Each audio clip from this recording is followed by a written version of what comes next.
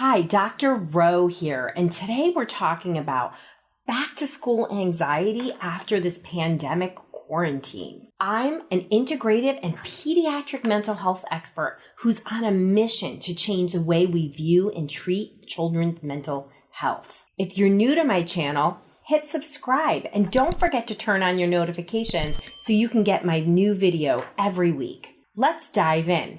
Our kids are no different than us. We're all feeling the heaviness of this uncertain time, and that's creating a lot of anxiety. We don't know what's ahead, but what we do know is that quarantining and following sanitization procedures and wearing masks is here to stay for a while. My guess that it's the better part of a year or longer. So with all this uncertainty, we're feeling anxious, and so are our kids. There's a lot of fear still about getting sick, what's going to happen. We're feeling very overwhelmed about what school looks like.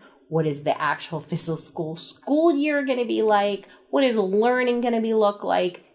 All very anxiety producing for us as parents, for teachers, for therapists providing support. We're doing our best to get through it, and that's all we can do. And we need to practice forgiveness for ourselves and try to teach that to our children as well. So what's my Dr. Rowe? No, it's showing excessive fear and worry to our kids. No matter what your role is, kids are looking for us to be calm and to provide reassurance. It's okay to tell your kid, I'm worried about X, but it's not okay to live in that stress. We need to do what we can and put our own oxygen mask on first before we put it on our child.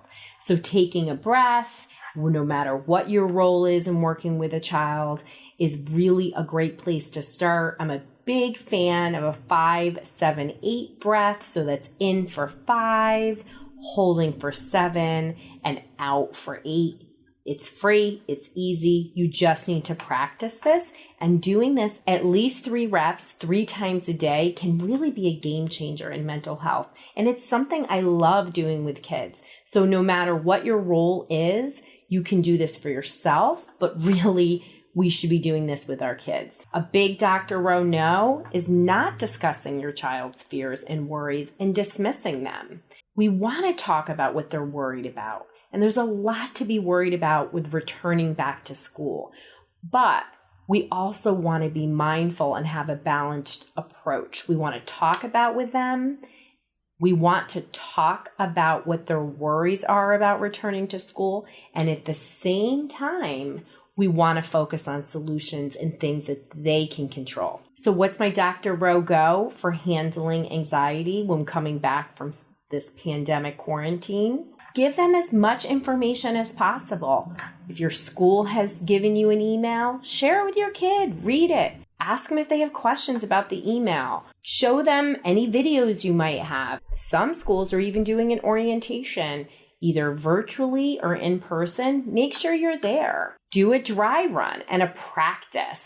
That's a big tip. We can't expect kids to just go back the uncertainty. Do you remember when your kid went to kindergarten and you did the bus run and they let you come to the meet the teacher day, and how great it was for you to have your worries addressed and to see what it was like, but also for your kid, we want to do the same for them. So try to paint that picture, walk them through what social distancing is like. Mark it out on the driveway in chalk. Show them what masks are like. Really get them acclimated. We want to preview as much as possible because that alone will lower their stress, but it's also going to open the door to questions you may not have even thought about. Work on stress strategies. So these are stressful times and we all need a toolkit, right? So parents can help their kids build a toolkit.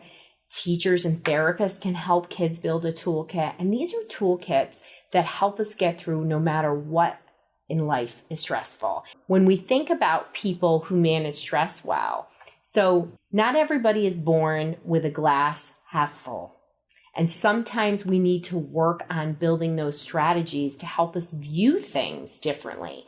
And whether you're an adult or a child, it's how you view a stressor that impacts how your brain and body interprets them.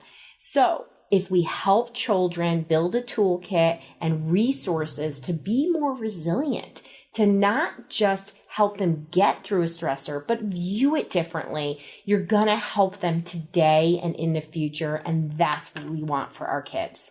So remember, if you or a child you care about is struggling, it's going to be okay. I am here to help you show children and teens how to feel calmer, more alert, and just good about themselves. I want to hear how you are helping children and teens deal with this post-quarantine anxiety. So drop it in the comments below. Catch you on the next episode, and remember to subscribe to the Dr. Roseann channel, where we talk about natural and effective ways to reduce and reverse children's mental health.